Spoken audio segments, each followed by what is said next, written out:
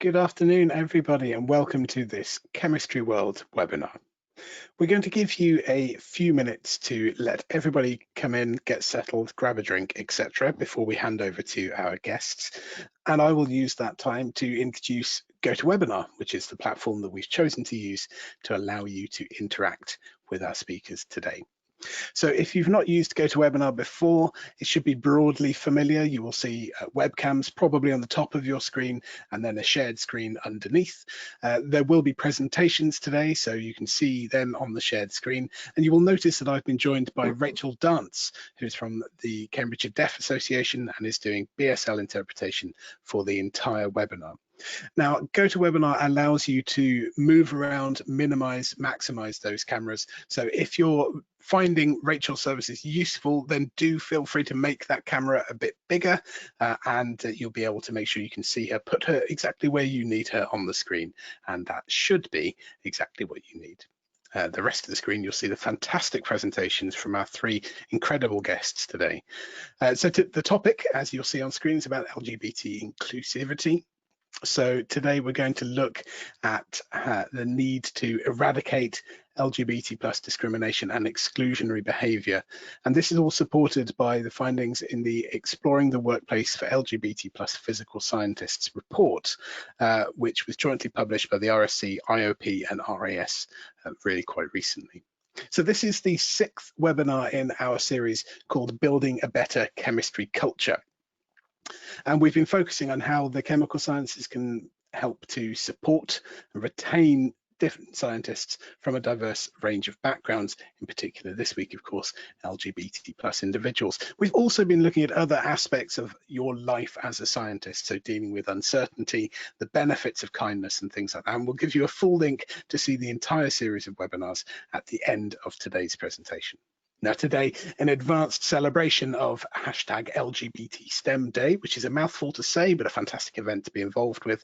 We've made sure that our topic was particularly relevant. And our three guests are LGBT plus scientists who are also leaders in inclusion and diversity. And we'll be learning about the impact that being supported in your work to bring your full self to work can have on your scientific output and also, very importantly, your mental health. So the sort of bullet points for today, we will be looking at discrimination and exclusionary behaviour, how to try and eradicate that in line with that report. We'll be looking at the inequalities experienced within the LGBT plus umbrella, particularly for trans, non-binary and ethnic minority individuals. We'll look at how LGBT plus visibility and allies can both play an important role in building a welcoming work environment for all. And we'll be looking at a brand new toolkit of LGBT plus inclusivity resources that have been released for the chemistry community, created by the Royal Society of Chemistry and released just this week. So this is a sneak preview for you who haven't already grabbed those resources. So our three speakers today are Clara Barker, who's manager of the Centre for Applied Superconductivity at the University of Oxford, Izzy Jayasinghe, who is the UKRI Future Leader Fellow and a Senior Research Fellow at the University of Sheffield, and David Smith, who is Professor of Chemistry at the University of York and probably very familiar to many of you from Twitter.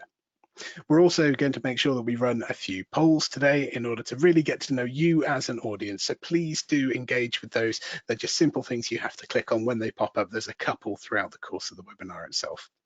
And also the best way that we can learn about you is from your questions and comments. So the GoToWebinar panel that is probably on the right-hand side of your screen can be used to ask us questions. So the bottom of the box usually is the questions and comments box.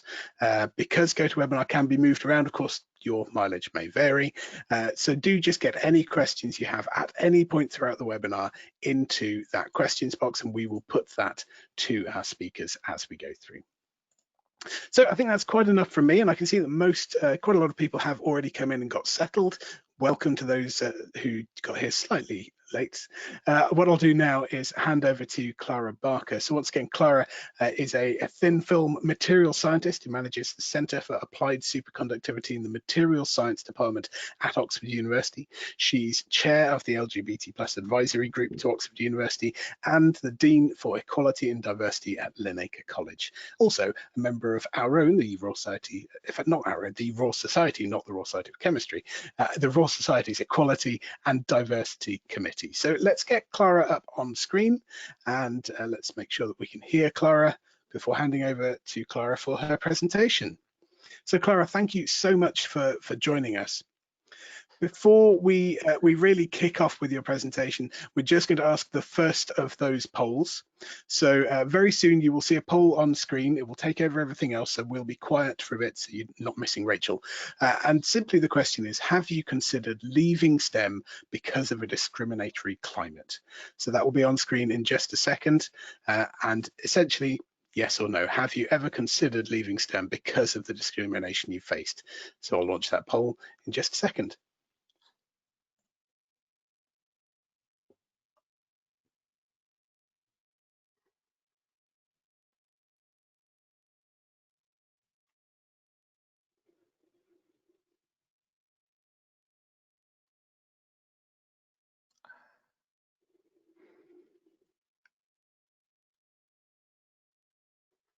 I think that's probably just about enough. Last few seconds to get your vote in. There we go. 80% of the audience voted in that poll, which is a fantastic result. So thank you all for engaging the poll so much. I have to admit the results are relatively heartening. 78% have never considered leaving because of a discriminatory environment, but that does mean a shocking 22% have considered leaving a career that no doubt they got into because they love it, they love science, they love the wonderful things that being in a STEM career can do for the world. 22% have considered leaving because of that discriminatory environment. Clara, thank you again for joining us. 22% is luckily not 100%, but it is still far higher than it should be. I'm sure you agree. Yeah, that's a shame, and we'll return to that number a little later on in the talk, actually. Well, thank you again for joining us. I shall sit back and let you enjoy your presentation. Fantastic. So thanks very much. So I've already been introduced, so I don't need to really say much. I will say I'm a YouTuber because, of course, I'm a YouTuber. So, you know, like, subscribe, the usual stuff. But yeah, but I am a scientist. I do work with thin film deposition, particularly in vacuum systems. And my area probably of expertise is magnetron sputtering. That isn't just because it's really pretty, although, you know, that's a nice little bonus, but the science is just really interesting. I love it. So I'm going to be talking about sort of the more, I don't know, maybe I'm going to be covering some of the worst stuff. I'm sure that's not necessarily true, but there's going to be some difficult statistics that I'm going to talk about in these slides. So I just want to warn everyone that that is the case. Because whilst my science is actually done in a vacuum, scientists are not in a vacuum. We do not exist in a vacuum. And so the world around us has an effect on what happens in the lab, whether we like it or not. And so just to give you a taste of what life is like for LGBTI plus people in the UK, and again, I apologize for these numbers. I realize they're quite difficult. But in the non-LGBT community, there's around 2% of the population consider suicide very seriously. That goes up by a factor of 10 when we're talking about LGBT plus people. And that goes up to nearly half when we're talking about the trans community, with a third actually attempting. And yes, and unfortunately, I'd love to say it's better for young people, but we actually see really similar numbers. Now, we do have a lot of people that will say that these numbers are manipulated or cherry picked, but actually we see very, very similar numbers coming up time and time again. So there's something there. There's definitely a trend, which is not nice to see. And why do we have such an issue? Well, if we're looking at young people, nearly 50% of young people are bullied in school if they're LGBT, and nearly 2/3 if they're trans. In fact, 1 in 10 trans pupils have received death threats in school, believe it or not. And you can't even say that home is necessarily a safe place. Of young homeless people, nearly 25% say that they are LGBT, and nearly 80% say that the reason they're homeless is because they came out as LGBT. So home isn't necessarily a safe place, just like school. And like I say, people often question the statistics and the data we're using. I found an extra couple of papers from America. And in America, they did a couple of surveys and found that 1/3 of LGBT young people drop out of school, which is 3 times the national rate. Another research paper found similar numbers. And the main cause of this is reported as bullying, feeling unsafe. And generally what's found was that LGBT young people do not do as well as non-LGBT young people when it comes to academic achievements. So that's England, that's America.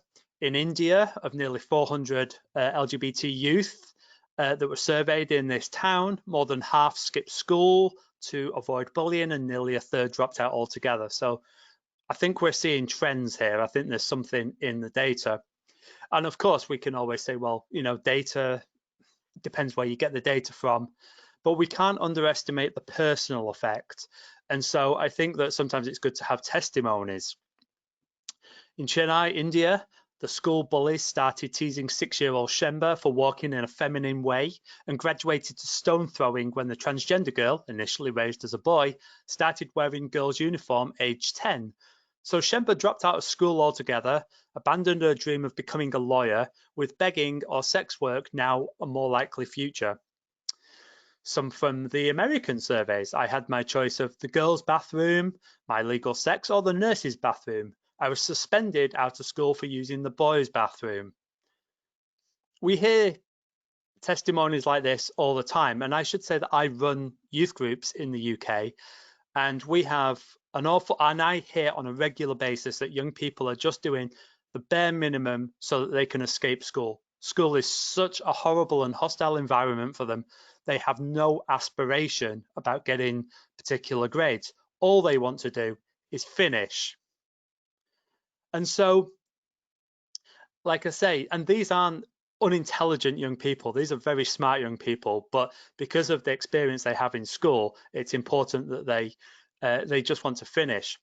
And again, we're not living in a vacuum. With the sciences, we're doing an awful lot of outreach. We go into a lot of schools. We're trying to increase participation. We're trying to widen participation in STEM. This is some of the people that we are talking to. These are the challenges that they are facing. And we have no idea if one of these young people might turn out to be the next Dame Jocelyn Bell Brunel or Dorothy Hodgkins. We have no idea. And so I actually go into a lot of schools. I'm a Stonewall school role model. I go in to talk about being LGBT, but it's nice to be able to say I'm a scientist and I'm at Oxford University. Around us in the world, what sort of language do we see? A few years ago in Australia, there was a debate around equal marriage equality, and these bus stops. So there's a poster that says "Stop the fags," and obviously this is a very hostile word. This is a horrible word, and these were on bus stops during the debate. The Economist, a news outlet, last year ran a survey asking if transgender people should be sterilised before they're recognised. This was in the UK. So this was, should I be allowed to have children? Am I, can I have children?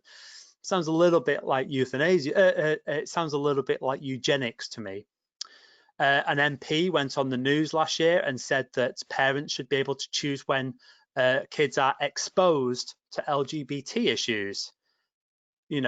It's sort of talking about it like it's COVID or the plague. We're exposing people to being gay. And this is very, very recent. These two examples of the UK were from last year.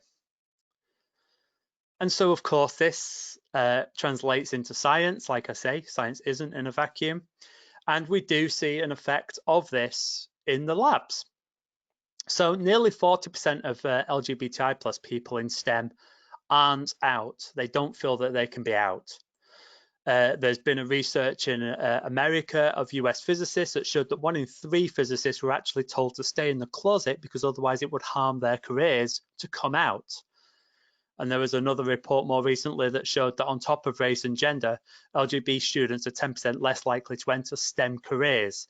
So we're losing people all along the way. We're losing them at school, we're losing them at degree level, we're losing them at postgraduate and in industry.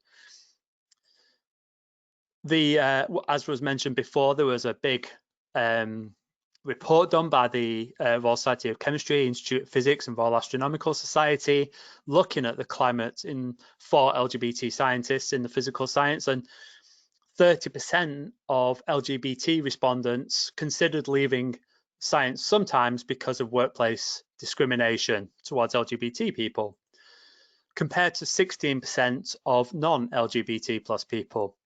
Obviously, we ran the survey earlier and the result was 22% when posed with the same question, although we don't know whether those people were LGBT or not. So you'll maybe have your own personal thoughts on that. When it comes to trans people considered leaving often 20% of the time. And this number is really significant to me because I was one of those people. I was quite well respected in my field, but as a postdoc, my mental health was so bad that I knew I had to transition. In 13 years, I'd met 2 out LGBT plus people, 2, which is way below what you'd expect. So I assumed that if I transitioned, I could not continue to be a scientist.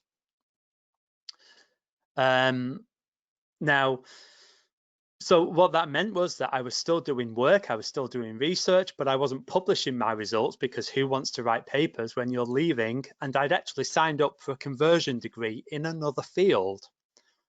I was done with science. I only went to my interview at Oxford to prove how horrible I was going to be treated. And wouldn't you know it, they were so great and nice that I took the job because I realized that my worst fears weren't true. But I know that that's an anomaly. That's not true for everyone. And there's some quotes in this report, and I'm not going to read it all, but one person says that, there's a view of scientists that science is impartial, we don't have politics, scientists are amorphous. But at the end of the quote, it says, it is the scientists who do the science, and we do better science when we're comfortable. So this is why it's so important to be highlighting events like LGBT STEM Day, which is coming up next week, why organizations like Pride in STEM are so important, why the LGBTQ plus Steminar is so important. And I will say the 6th annual LGBTQ plus Steminar is being run in January next year. The deadline for abstracts is coming up. It's being hosted by the Oxford University, so me and my friends and other colleagues. But this is great. It's not LGBTQ plus people talking about their experiences being queer. This is queer people talking about science. That's all that is. So it's really good. And why do we need to have this sort of visibility? Well, we're seeing a rise in people in science who are quite open and quite public, saying that science doesn't care about LGBT plus people. We have scientists who are happy to write articles saying that, trying to tackle institutional racism is tribalism. We have people who are quite honest and open and willing to say that, women don't want to do science, that physics is built by men. We have a very open era of hostility. I'm going to skip this quote, but why is that? I used to say that equality isn't cake, that, there's enough equality to go around for everyone. But actually, there's been a lot of reports recently that show that there is a huge amount of inequality of people who get funding, who get research grants. And let's be honest, in the current climate, that's only going to get harder. So there's inequality. Some people are more likely to get grants than other people. And so if we get rid of inequality, what that means is that they have a harder time getting their funding. They have a harder time getting their money. And so they have a vested interest, you might think, in maintaining the status quo, in maintaining inequality. And we have to be aware of that. And that's why it's so important that all, the learned societies say, no, we stand by diversity. It's important to us. Scientists are affected by the issues going on in the wider world. And I've listed some, they're only ones that I deal with, but there are plenty more. And yes, sometimes there's criticism, but I'd like to think that they're all working in the right direction. Some really good practices that I'd like to share. Christopher Jackson, the amazing scientist who you should definitely be following on Twitter. He's a geoscientist, and there was a tweet this morning. I'm delighted to announce that after much pushing and shoving, our MSc Petroleum Geoscientist students will no longer be attending Oman-based carbonate field trips due to the location being unsafe for our LGBTQ+ scientists and students. That's amazing. This is from an ally. This is great. The American Physical Society recently said that they will be reviewing police brutality in the state of where they hold future conferences. And some people are saying this is pushing people out, but I say this is all about who we're welcoming in. Because the truth of the matter is that, Black students, Black scientists are more likely to fall to police brutality than white students, for instance. And so the APS is saying we want to make sure that this conference is safe for you. We want to welcome you in. And this is an amazing statement, and I'm so glad to see it. I'm gonna finish with two very short stories, but one, fusion energy. You don't have to know about fusion energy, although I do have a podcast which explains it. It uses superconductors. But this is the potential future for supplying our energy. And so far, the world record is that we've put 60 megawatts of energy in and got 24 megawatts out. And so far, we've managed to have a plasma that lasts 10 seconds. Not ideal. ITER in France, the next generation of fusion generator, should be finished by 2024. We should have fusion power by 2035 for experiments, and then results by 2040. And it costs roughly 20 billion. So this project is a 30-year project. Say it's 20 years from now we expect results. It's cost 20 billion. And fusion energy might not work. We have no idea whether we will be able to power our homes using fusion power. But we think that it's worth trying because of the benefits. So if we're willing to do that with energy, why don't we want to do that with our scientists? Why do we not want to do that with diversity when we think that there might be a benefit? Just the last thing, that this is a plastic recorder. It's found in the Bate collection at Oxford University, which has some very expensive, beautiful wooden wind instruments. And people often say, why is this here? It doesn't belong here. It turns out that in blind tests, people can't tell the difference in the sound between this and a very expensive wooden wind instrument next to it. They can't tell any difference in the only thing that matters, and yet they judge it because of how it looks. And with that, thank you very much. And yes, thank you. Thank you so much, Clara, and thank you for joining us as well. Some really interesting details that come up from that. One thing that has been talked about a lot recently that I think your talk really touched on is about science as a meritocracy.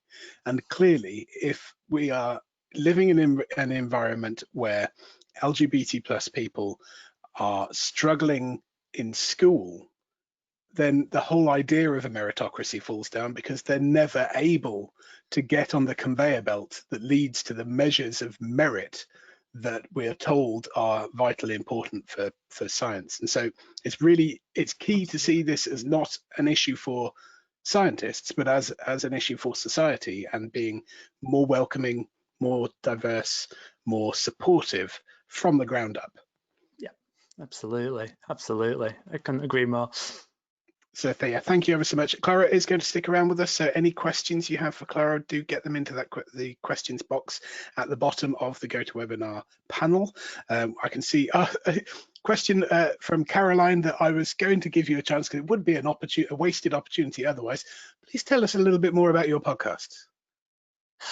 Oh, yes, so my podcast, I've started doing, so first lockdown for me, I couldn't go in the lab, so I started making YouTube videos because why not?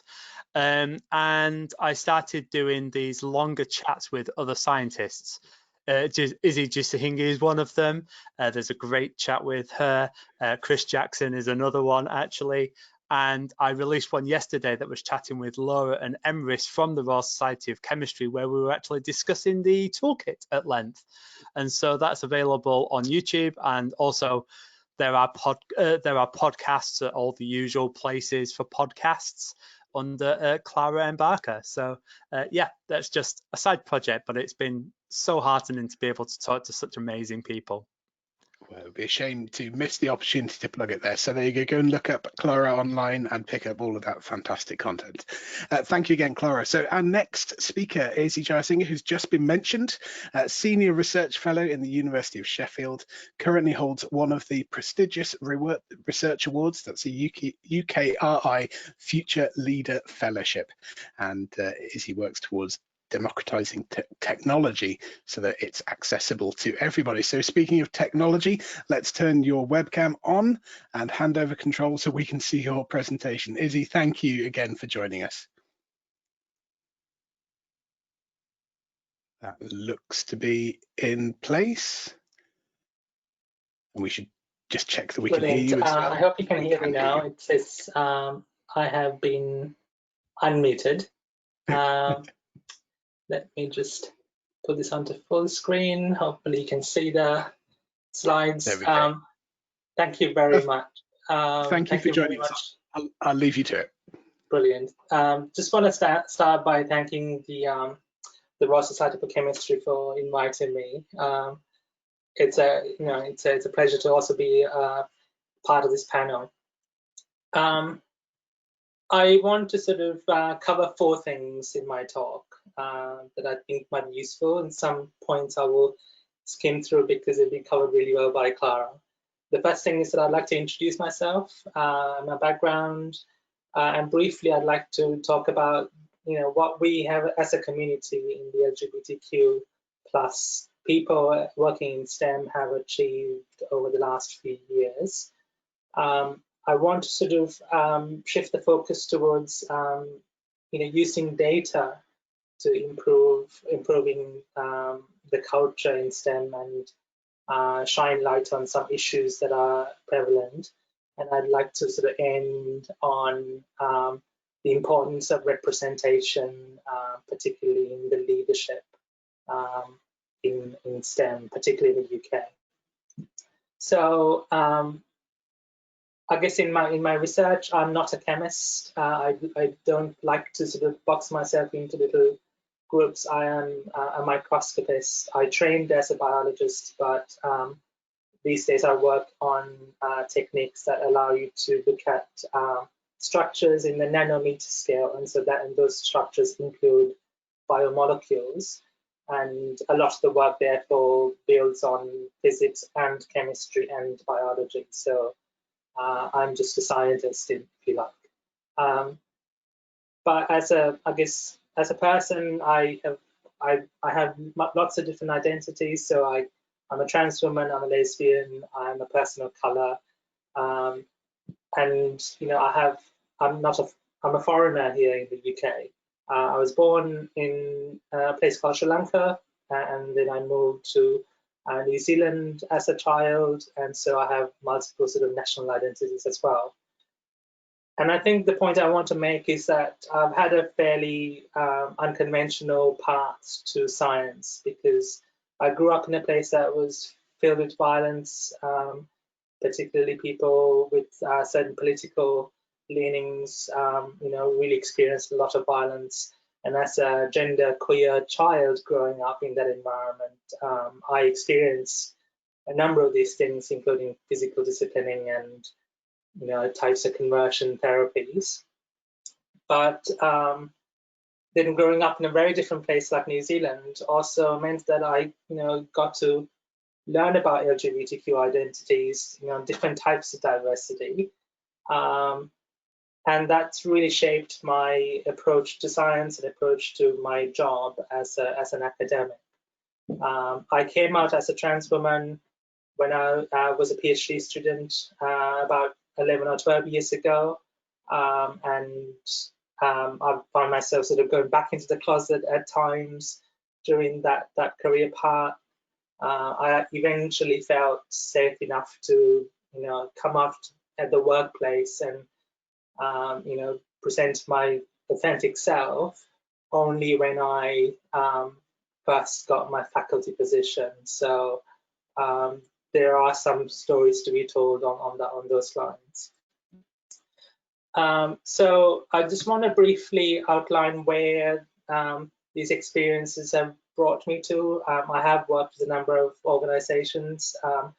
Two very big organizations that I work closely with are Tiger in STEM, and I will show some data or some of the work that we are working on. And also I'm a co-lead of LGBTQ+ STEM, and we are the organization that work with groups like Oxford University to help run things like the LGBTQ seminar. In the past, I have worked with a number of other organizations as well.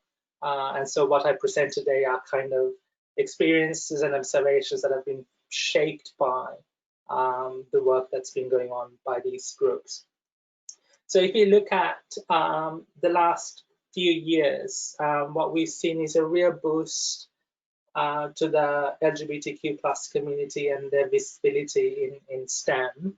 Going back not very far, as recent as 2015 was sort of a kind of an inflection point when Athena Swan, for example, adopted their new charter, and organizations like Stonewall started to take on championing trans rights. In 2016, we had our first LGBTQ+ seminar, which has sort of set the template for platforms that showcase LGBTQ+ scientists, engineers, and colleagues. But in the more recent years, like 2019, we've seen the community sort of coming together to really stamp our feet on activism. So 2019 saw a number of open letters being published, speaking out against transphobia that exists in higher education institutions. Also, the report that Clara mentioned came out in 2019, and I think that's a landmark document that we, our journey forward is shaped by.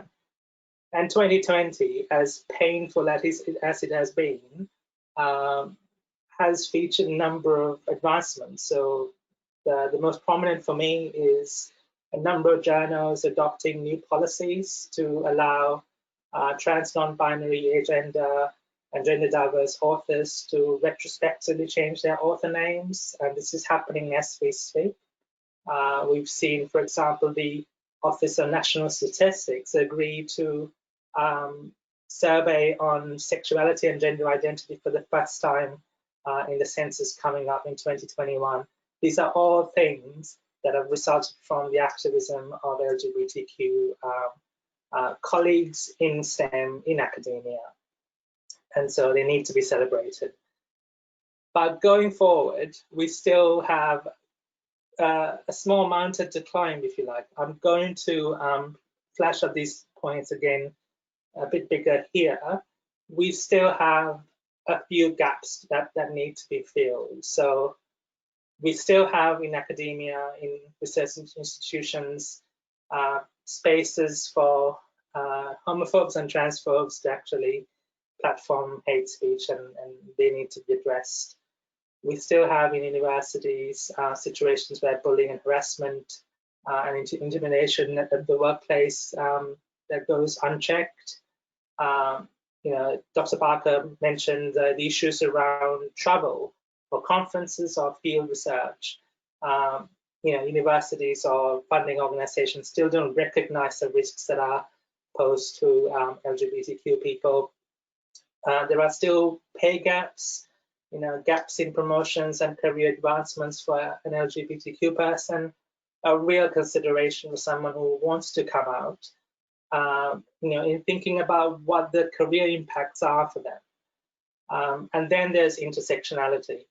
And I will touch on this a bit more, but the issue that the LGBTQ plus community in STEM have been, for the past few years, quite white, and the other intersectional identities like ethnic minorities, people with disabilities have not been represented, at least not visibly.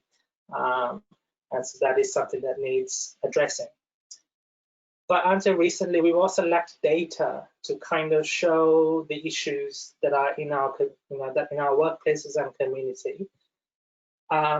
So I want to talk about what data can show. Sometimes it can show things that we take for granted and perhaps gloss over. And so this is data that's in the public domain, so I'm not showing some data that is not available. It was collected in the Faculty of Biological Sciences in the University of Leeds by the Athena Swan Committee while I was a part of that. As part of our annual survey, about 10% of academic staff and broader staff identified as LGBTQ+. But then we surveyed a few questions, and they really showed an interesting story. And one question was, there was a question about, do you think this faculty is an accommodating or a good place to work for LGBTQ+ people? And this was a question available for everyone taking the survey. Nearly all of academic staff, including the 10% who were LGBTQ+, thought that it was. But when we looked at the data for research staff and postdoctoral scientists and postgraduates, they were different, they were lower. And there was also a difference in the perception between men and women. And there was no data on non-binary or gender diverse people. But that gap shows that the way we perceive a workplace as being LGBTQ friendly is shaped by our identities and our individual privileges. Now, the report that Dr. Barker talked about was this one, Exploring the Workplace for LGBT+ Physical Scientists. And she talked about how, whether you considered leaving the workplace was shaped by your identity, particularly in this case, LGBTQ+ identities. And it showed very nicely disparities between disciplines, and chemistry performed slightly worse, not slightly actually, twice as worse than astronomy when it comes to people who consider leaving the workplace. That experience is worse, clearly worse for trans people than cisgendered people. It also kind of characterized an interesting observation that I first heard through Professor Dave Smith, and that is that the degree to which you're out at work shaped how much you thought your workplace was friendly to you and accommodating and supportive of you.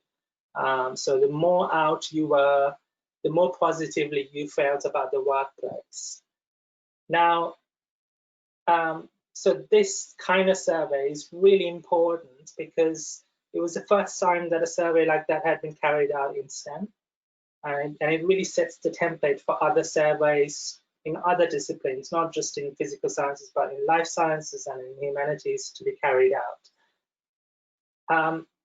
It also is really good because it combined numerical data of these experiences together with the lived experiences that can't be quantified. So again, Dr. Barker showed some quotes from people who participated in that, and I think that's really important. One really serious failing of that report, I thought, was the lack of intersectionality in that data. There was no evidence that the survey had been designed to capture their experiences. In fact, they found no differences in the experiences between white LGBTQ people and LGBTQ people of color or people who had disabilities. And I think that was a failure in the design, as well as the team that these three organizations, learner societies, put together. And so they really kind of mask issues around anti-Blackness that exists within the LGBTQ plus community, things like ableism. If you wanted, if there were doubts whether that kind of and those intersections are worse off, you don't have to look very far. There's data from the 2015 US transgender survey that shows that in certain ethnic minorities within the trans community experience more physical and verbal violence and harassment in college and vocational school. When it comes to people who leave those institutions of education, again, certain ethnic minorities are overrepresented. This is within the trans community. And I think it's really important to capture their lived experience, because it's the LGBTQ plus experience, if you're a person of color, is very different from the default stories that we hear often of LGBTQ plus people who are white or European. And it comes full circle back to the fact that our leadership, people who make decisions, don't really have among them representation of either LGBTQ plus people or people who are intersectional.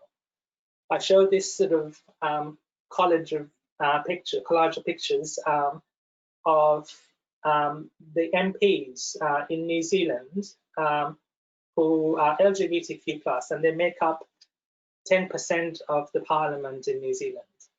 And one thing that I would like to highlight was a quote mentioned by Chloe Swarbrick. I don't know if you can see my mouse cursor. She said that one of the reasons that in a year like 2020, where there's so much distrust of leadership, one of the reasons is that there's no representation in the leadership. The leaders don't look like us. They don't share our experiences.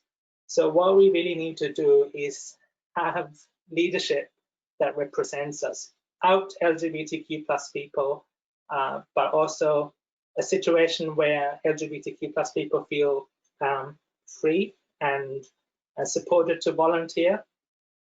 A situation where other colleagues who are straight cis will promote these people for positions of leadership and support for them to carry out those leadership roles, to listen to their experiences and change the systems to help their task, and also be present when they share their experiences.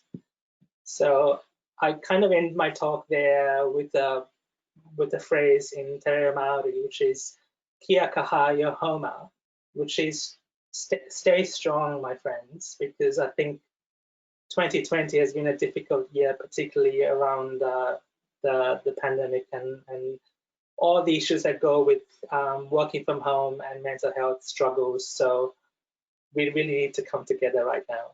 Thank you very much. Thank you very much, Izzy. You're quite right. 2020 has been a bit of a challenge. My camera's gone really dark. Sorry about that. Let me see if I can resolve some of that. Yeah, it has been a challenging year, I think, for all of us, especially people who are in vulnerable groups for poor mental health. People like myself who can work from home and present webinars from home. I'm very privileged to have not suffered too much. So I think it's important that we have in mind that we're not all that lucky. So thank you, Izzy. Izzy, again, is going to stick around for Q&A at the end. I can see already we've had a couple of questions about intersectionality, which you've already brought up. So we'll have to try and make sure we address those questions at the end. Thank you again, Izzy. So our third guest for today is Professor David Smith, Professor of Chemistry, University of York. He carries out fundamental research into smart nanomaterials and nanomedicines, a passionate educator, having given outreach lectures to thousands of UK school students. And he's developed his own YouTube chemistry channel. So there's another plug that we'll have to get in at the end of this presentation. It's well over 500,000 views, very well known on Twitter. I'm sure most of the people who've picked up a webinar like this probably already follow at Professor_Dave on Twitter. And if you don't, then now's a really good time to do so. So Dave, thank you ever so much for joining us. Let's get your camera and your mic on, and then we'll hand control over and we can let you take the final part of today's presentation. And while Dave's just getting all of that sorted, just a little reminder, there's still plenty of time for you to get your questions in. We do keep a record of all these questions, so if there's something that we don't get a chance to get through in today's webinar, then what we'll do is we'll see if we can get back to you afterwards. It's really useful for us to see these questions, because it means that we know how to shape future webinars to make sure that we're answering the questions that you want answering. Dave, thank you ever so much for joining us. We've got your camera now, we've got PowerPoint on screen, and we can hear you. So that's the full trifecta. So once again, I shall sit back and leave you to it. I look forward to your presentation. Good, thanks a lot, Ben. That's great. Yes, so it's really nice to have the chance to talk to you today about change in particular. I really want to focus on change and how we can engender it going forwards. And I want to just start really with the theme of LGBT plus as being somewhat hidden diversity within science and different to some other areas of diversity. So this was my own educational environment growing up. I went to a very diverse state school in Manchester, and these were my friends as I grew up. And you will not see a picture of me, age 16, not a chance. But you can see from looking at my group of friends that they're a very diverse group of people. There's men, there's women, there's a range of different ethnic backgrounds. But what you can't see looking at the picture is whether there's any LGBT plus diversity amongst this group of people. It was actually only many, many years later that I found out that one of these people was actually bisexual. Funnily enough, it wasn't the person that I went through most of my school career wishing was bisexual. But this is one of the issues that we face as LGBT plus people in a workplace, in a STEM workplace, in school.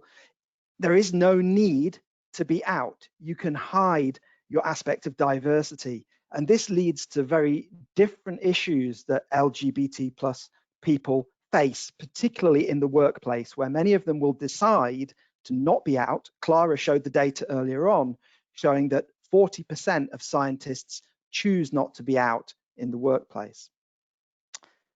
I sort of first became aware of this in York as we began to change the department, and this was back in 2005. This is a photograph of Tim Bradbury, and he went to the head of department. He was an undergraduate student at the time, and said, there's gossip in the department about me, it's homophobic in nature, and it's making some of us very uncomfortable. Because one of the things with hidden diversity is it's never really a positive thing. It leads to gossip and talk. And we thought about that very hard as a department and wanted to change back then in 2005 the way we did things. And we went on quite a long journey as a department, and we wanted to put in place more evident LGBT plus leadership. We did LGBT plus surveys of our students and staff. We instituted a role model approach, and we designated LGBT plus contacts amongst staff within the department.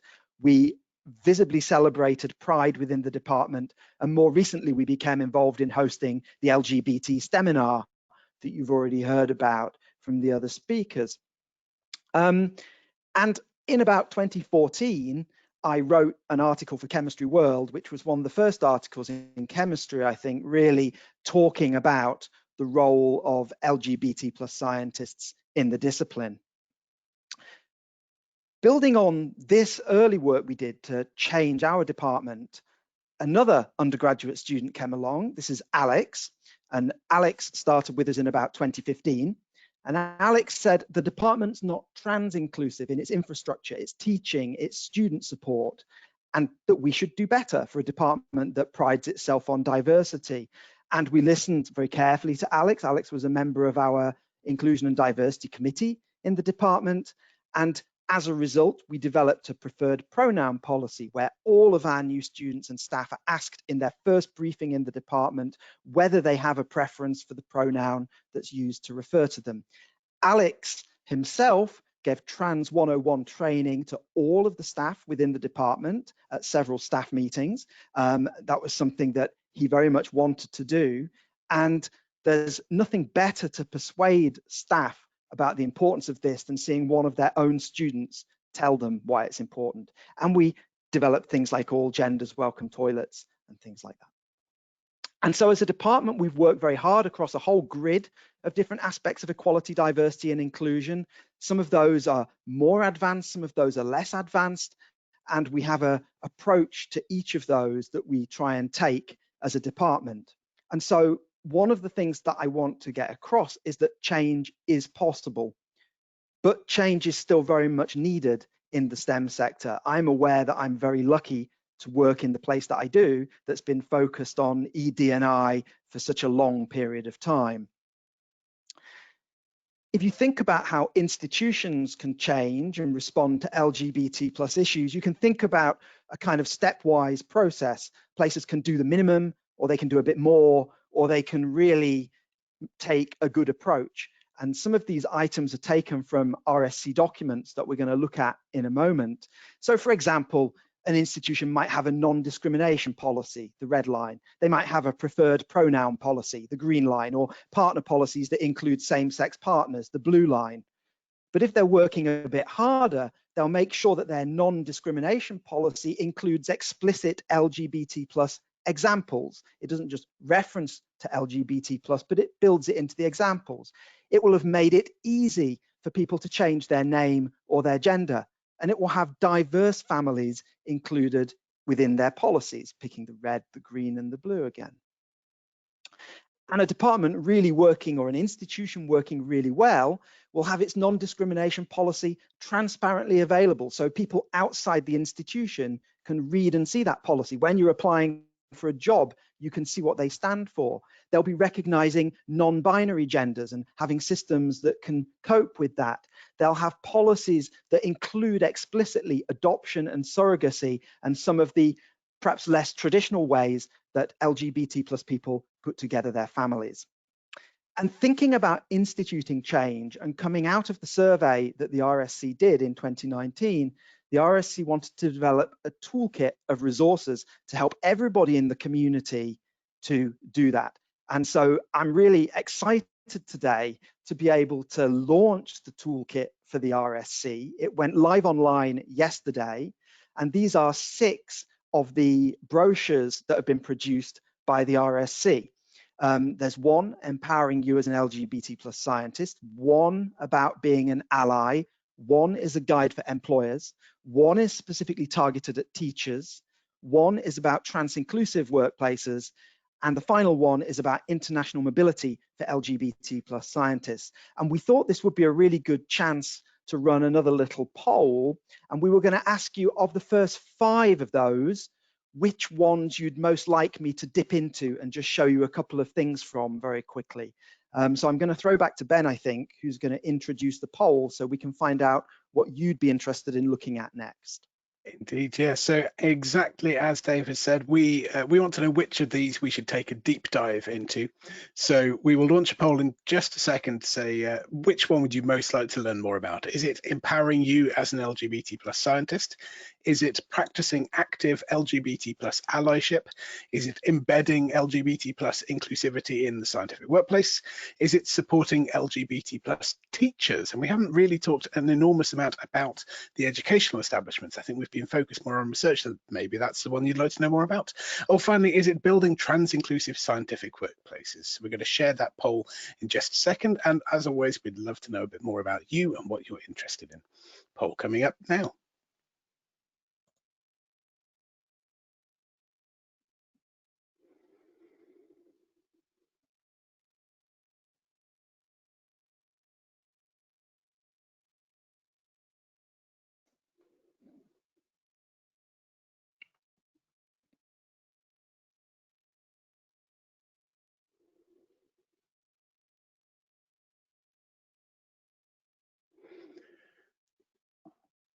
And just a few last seconds to vote.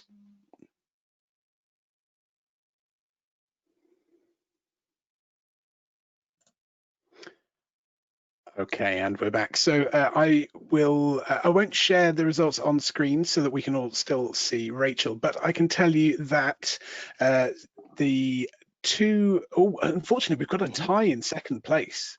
So the most, tell me then, Ben. The one that people most would like to hear more about is practicing active LGBT plus allyship. Which is certainly reflected in the questions that we've been getting as well. People are very keen to know how they can be the best ally to their LGBT plus colleagues. But then tied for second place with 24% of the audience is empowering you as an LGBT plus scientist and embedding LGBT plus inclusivity in scientific workplaces. Still 12% wanted to see the teachers and the trans inclusive workplaces packs, but those are all available to everybody anyway. It's just a case of which ones we do a deep dive into.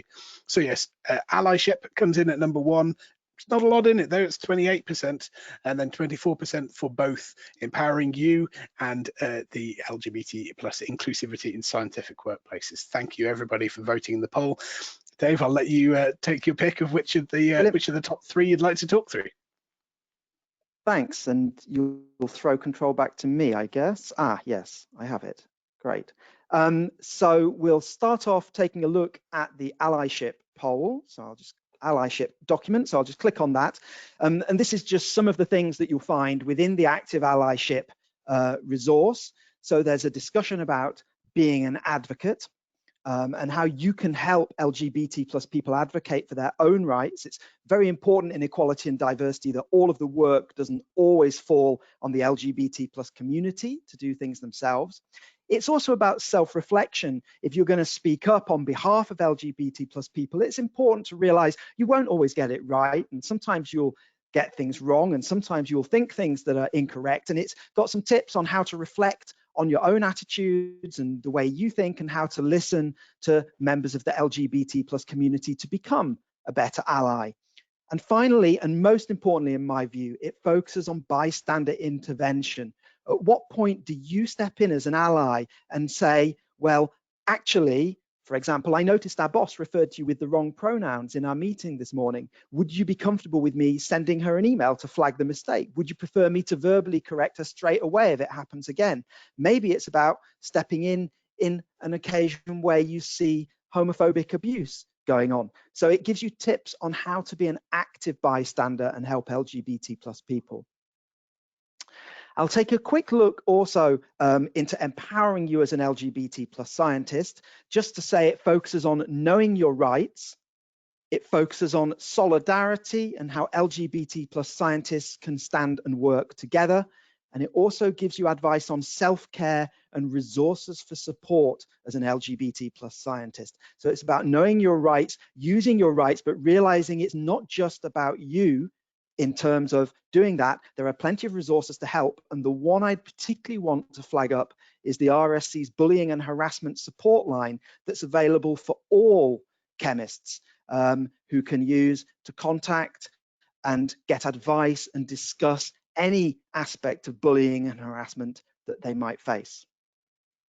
And finally, just looking in the employers document, I showed on the slide before a sort of stepwise process that employers can take, but there are some really neat ideas in the employers pack, things like roundtables and focus groups where you get together with LGBT plus employees, a shadow or mirror board that's set up to be more diverse, but to mirror the board that you might have running your organization, and then to be able to feed in information and ideas into your board, and the idea of reverse mentoring, where senior management are mentored by diverse members of the community who are perhaps significantly more junior to them within the organization. So there's a lot of smart ideas for employers to put things into practice and to begin to engender change.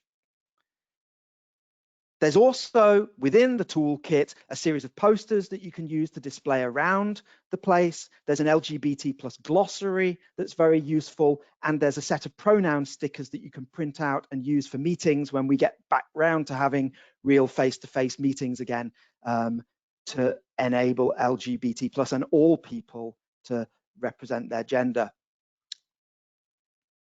The final thing I wanted to say about change was that we do live in very rapidly changing times, and there are some very specific challenges and risks from COVID-19 to the LGBT plus community that I wanted to highlight. It's made it very difficult for LGBT plus people to network, which is essential actually. We've seen community spaces close, which is linked to the inability to network. Many LGBT plus families are adoptive families, and it can be very difficult without support as adoptive families. Many adopted kids can have special needs, and it's a particularly challenging time for LGBT plus families. And the rules against household mixing have been particularly difficult for sort of LGBT plus perhaps friendship families that are different to household families that perhaps heterosexual people are more used to living within. And I think all of those have been particular challenges for LGBT plus people in these times. And the risks that we face as a community group is that because COVID dominates the landscape, other issues will lose traction. And we can lose some of the bottom-up initiatives that Izzy talked about that have been so strong in recent years. And governments might see this as an opportunity to change things. And one of the risks that I did want to highlight is that the government has recently announced that it's downgrading the importance of equality initiatives, things like Athena Swan. It's describing them as unnecessary bureaucracy and is trying to pull away and drop some more of its equality and diversity efforts, specifically within the research area, on the grounds that COVID's been very difficult anyway. We need to unburden researchers from unnecessary things. It's very important as a community, as an LGBT community, that we ensure over the coming years that we don't lose the really remarkable progress that we've been just beginning to make, because that diversity argument is not won yet. It's important that we keep speaking out about diversity. These are some of the places that I've done it over the year, and thank you very much for the opportunity to speak out again today. Thank you very much, Dave. Thank you for joining us. We are overrunning, but I don't think anybody minds, and it's been absolutely worth it. So let's get everybody's cameras back up and let's see if we can go through just a handful of the excellent questions that people have been asking. Thank you to everyone who's attended for being so engaged with this. As somebody points out, sometimes this has been a bit difficult to listen to, and we appreciate that some of the more triggering aspects of this we didn't really warn you about, so thank you for sticking with us through some things that may have been a bit more challenging for some of you there, but great questions all the same. One, I think now Clara hinted at this earlier, Dave, obviously you've just talked about the allyship part of the toolkit, but a question from Richard who says, I'm trying to work out how to be a better ally, so could you each give us an example of a behavior you've experienced from an ally really made a difference to you? Let's go all the way back to the beginning. Let's start with Clara. Oh, can't currently hear Clara. Let's just make sure Clara is unmuted. That's always the case with online events like this. Clara, have you muted yourself? Because I don't seem to be able to unmute you. That looks promising. Now, apparently. Sorry, I pressed it.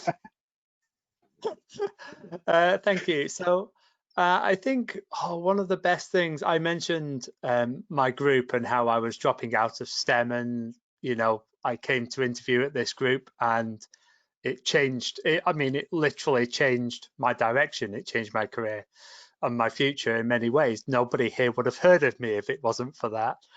And it's really lovely that I won an intern. I've won a few awards at the university, and my supervisors have told me to put those on the wall next to the posters of poster prizes and science. My supervisors are treating equality and diversity as importantly as those headline papers and those conference papers that they win awards for, and that's an amazing thing that we can do for anyone, honestly, but it's nice to see. Thank you very much. Izzy, I think you're also currently muted, but if you wouldn't mind unmuting, and if you could give us one example of where an ally has really made a difference, or their behavior has really made a difference. I guess one of the situations where allyship was really very helpful was when I was transitioning gender at work. My head of school, I had a conversation with her before I made an announcement, and she actually gave me the option of making that announcement for me at a staff meeting, because that was a point at which I was fairly convinced that my career was over. And she took that pain off me with my consent. And so I think the real point of allyship was checking in with me and offering support and taking that burden off that person. I guess it's important that with very good meaning, an ally can end up being patronizing and getting in the way by trying to step up and do what they believe to be the right thing. But when they haven't had that conversation with you first, they're actually, what's the opposite of empowering? Disempowering you by taking that conversation away. There's a very fine line between being a straight cis savior and being an ally, and I think that the best way to find that balance, equilibrium, is to actually have that conversation and check in and make sure that everyone's happy with the language and timing and things like that. And of course, people come in all sorts of different stripes. Some people very outgoing, very happy to talk about themselves, very happy to stand up and say, you used the wrong pronoun in that meeting this morning, happy to have that conversation themselves. Others would always shy away from that sort of conversation. So those are the people that perhaps would welcome the help. The more outspoken ones clearly don't need it. Dave, have you got an example of a fantastic allyship in action? Yeah, mine's a bystander intervention example, actually. So it dates back to when I was director of teaching in York, and we had a trans student in the first year, and there was a group of students who sat on the back row, and whenever the trans student walked into the lecture, the group of students on the back row would make jokes and laugh about the appearance of the trans student. And the trans student couldn't hear what was going on as they walked into the room, but it was the group of students on the row in front felt it was completely unacceptable. They didn't want to directly confront the students on the row behind, and they came to me and the head of department and said, this is what's going on in the lecture room, it's happening every day. And we were able to take direct action as a department about bullying of all sorts, so that nobody felt perhaps that they were being singled out, because we didn't want the trans student to realize that this was about them necessarily, because they didn't know, they weren't experiencing this directly. But it allowed us to take action because that group of students were prepared to speak up to somebody independent as bystanders. Excellent. Thank you very much. And thank you, Richard, for your question as well. We've had a few questions. I've picked out a couple from Rebecca and Nisha about recruitment, essentially. So do you have any advice, and all three of you feel free to jump in, about building inclusivity into your recruitment programs?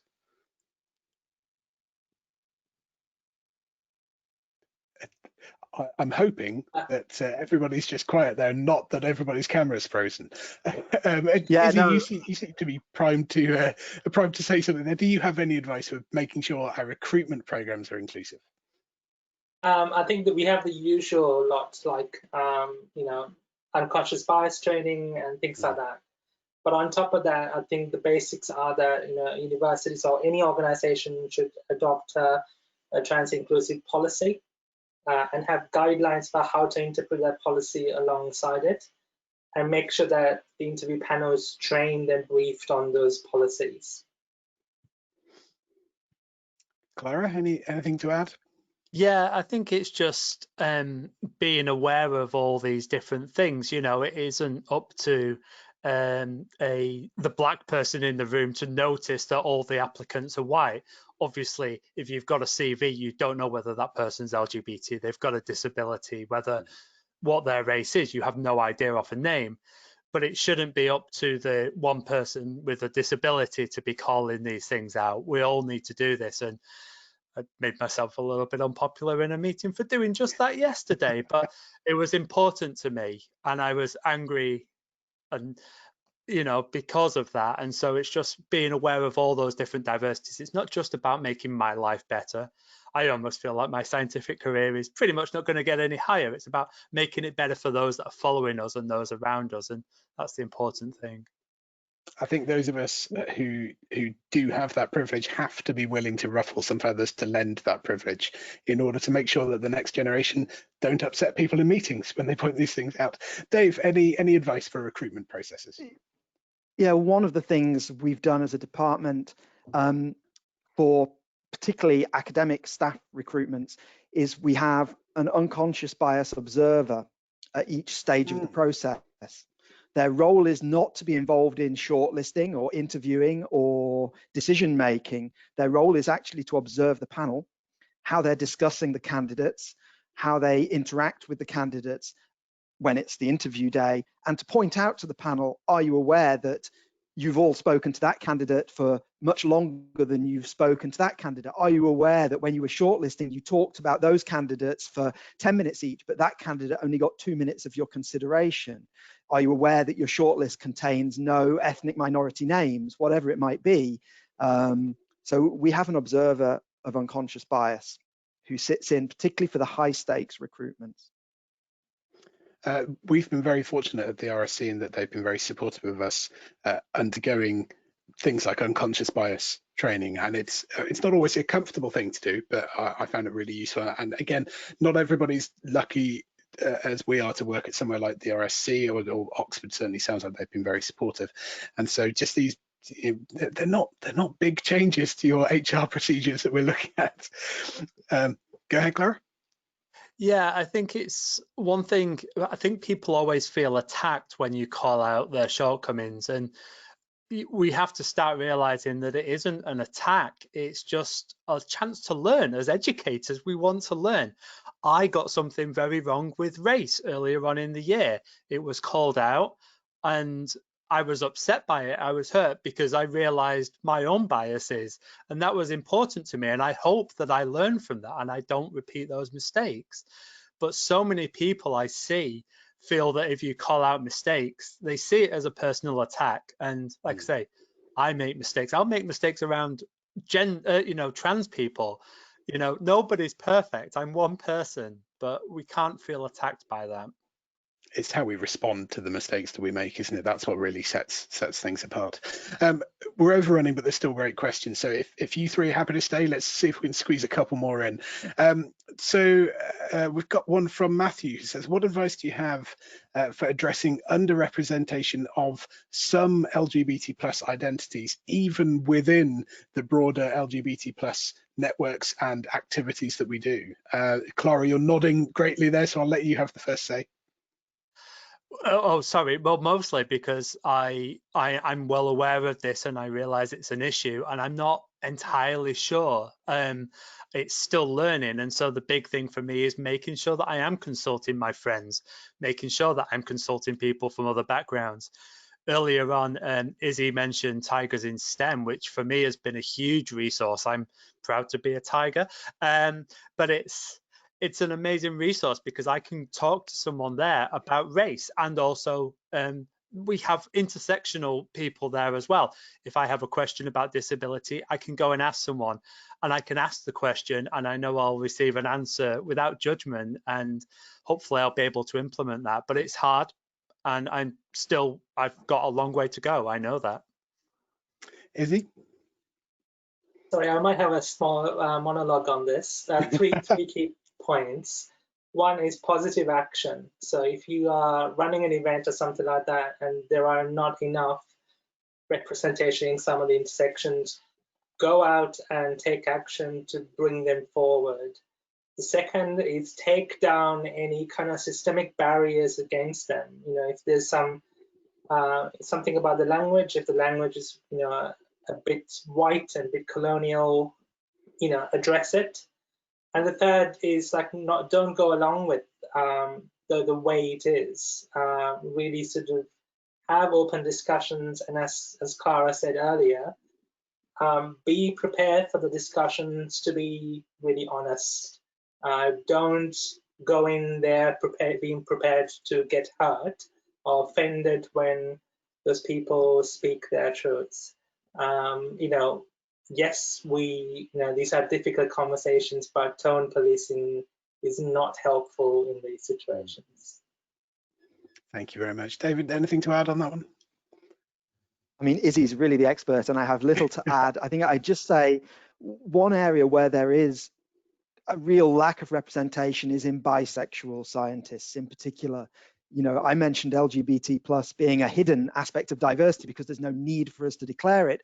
Well, for people that are bisexual, it's even more hidden often because they may have a relationship that presents as a heterosexual relationship, and the lack of representation I think bisexual people feel is very strong. And very often when I sit on panels like this, there's not representation of bisexual people. Thank you very much. Just Thanks giving for a shout out for all the pan people out there. I am pansexual, so I count myself in that. And also, I often talk about trans issues and LGBT issues, but you know, I am working class. I suffer from mental health issues. We are, you know, I'm lucky to be white in many ways in this current world, but there are other intersections as well. And clearly it would take a lot longer for us to try and address all of those. I've already kept you for a good quarter of an hour longer than I'd originally promised. But thank you ever so much, all three of you, for joining us, and for Rachel for doing the interpretation. It's a hard job to do real-time BSL interpretation for an hour and a quarter we've done. So thank you ever so much, Rachel, and we really hope you as an audience have appreciated that as well.